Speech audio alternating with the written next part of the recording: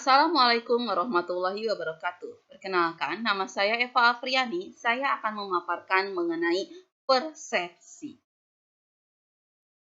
Persepsi dari bahasa Latin, yaitu perceptio atau percipio, adalah tindakan menyusun, mengenali, dan menafsirkan informasi sensoris guna memberikan gambaran dan pemahaman terhadap lingkungan. Persepsi meliputi semua sinyal dalam sistem syaraf yang merupakan stimulus fisik atau kimia dari organ penginderaan. Ya. Persepsi dibentuk oleh pembelajaran, ingatan, harapan, dan perhatian yang bergantung pada fungsi sistem syaraf kompleks. Bagaimana maksud dari di atas? Rekan-rekan bisa mendengarkan ilustrasi yang saya berikan.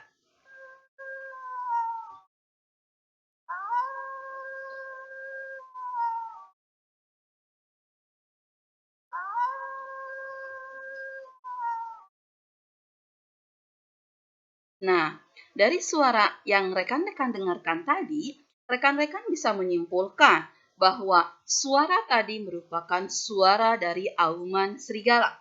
Mengapa demikian? Ya, artinya rekan-rekan telah melakukan persepsi ya melalui organ penginderaan, yaitu salah satunya tadi rekan-rekan menggunakan indera penginderaan telinga.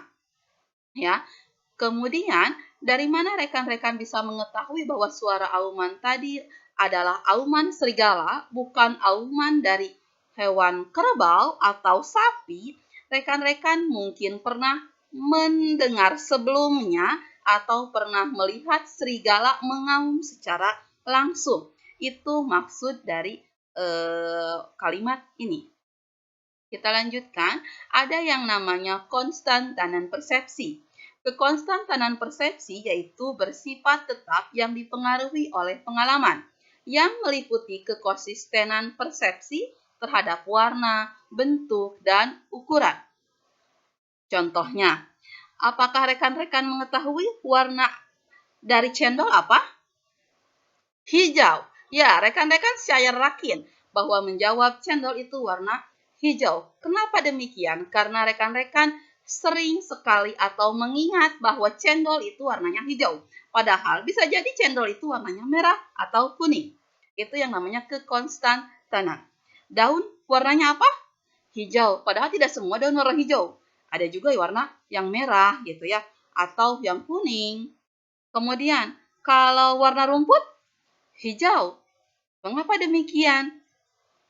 Bisa jadi rumputnya yang sudah mengering, warnanya sudah bukan hijau lagi, tapi warna kuning. Seperti contoh air di sini. Air susu dalam gelas di saat gelap tetap menyebutkan air susu tersebut warna putih.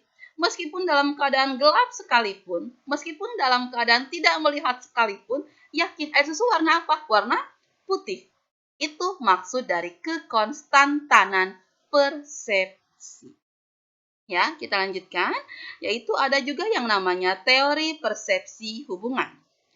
Teori hubungan adalah usaha ketika individu-individu mengamati perilaku untuk menentukan apakah hal ini disebabkan secara internal atau eksternal. Efek halo adalah membuat sebuah gambaran umum tentang individu berdasarkan sebuah karakteristik seperti karakteristik kepandaian, keramahan, atau penampilan. Nah, di sini ada penampilan.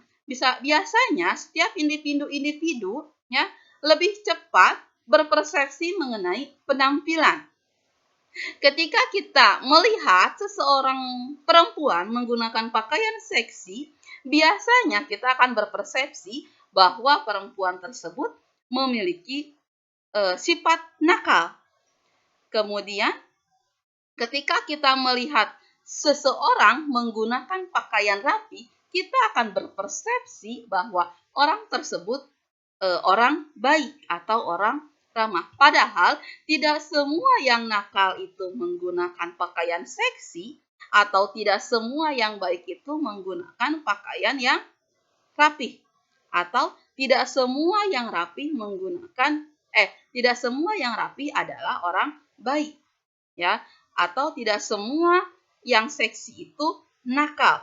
Tapi karena kebiasaan-kebiasaan tersebut, ya, karena terbiasa kita melihat bahwa yang seksi itu nakal, sedangkan yang rapi itu baik, makanya kita dengan cepat berpersepsi bahwa yang nakal adalah yang seksi adalah nakal. Padahal tidak semua seperti itu. Ya, itu merupakan persepsi dari rekan-rekan.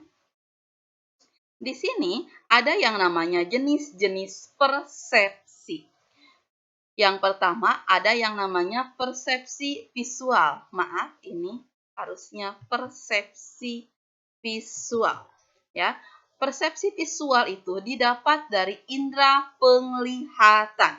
Dengan rekan-rekan melihat, rekan-rekan langsung berpersepsi. Misalnya seperti tadi, ketika rekan-rekan melihat perempuan yang seksi, rekan-rekan akan berpersepsi bahwa, oh, perempuan ini perempuan nakal. Itu salah satu contoh dari persepsi visual. Yang kedua, yaitu yang namanya persepsi auditory, yaitu persepsi didapat dari indera pendengaran. Seperti ilustrasi yang pernah saya berikan tadi. Ketika rekan-rekan mendengar suara auman, rekan-rekan langsung tahu bahwa suara auman tersebut merupakan suara auman dari serigala. Yang ketiga, persepsi perabaan. Persepsi didapat dari indera penciuman. Ya, misalkan ketika kalian dalam suatu ruangan, misalkan ketika kalian berada di ruang TV, tapi si ibu di dapur sedang memasak misalkan memasak sambal, rekan-rekan bisa menciumnya dari ruang TV, gitu ya. Oh, si ibu sedang masak sambal terasi. Kenapa seperti itu? Karena sangat menyengat. Berarti yang telah rekan-rekan lakukan merupakan persepsi dari perabaan yang didapat dari indera penciuman. Kemudian yang keempat, persepsi pengecapan. Ketika rekan-rekan merasa manis, oh, rekan-rekan pasti berpersepsi, oh, ini rasa dari gula. Ketika rekan-rekan mencoba rasa asin, oh, pasti ini garam. Atau ketika rekan-rekan mencoba rasa pedas, oh, ini cabai, oh, ini saus. Itu persepsi dari rekan-rekan. Kemudian ada yang namanya persepsi selektif. Persepsi didapat dari minat, latar belakang, pengalaman, dan sikap. Nah, ini sekian yang bisa saya paparkan mengenai persepsi. Selanjutnya akan dipaparkan oleh rekan saya yang lainnya mengenai atensi. Terima kasih. Mohon maaf apabila ada kesalahan.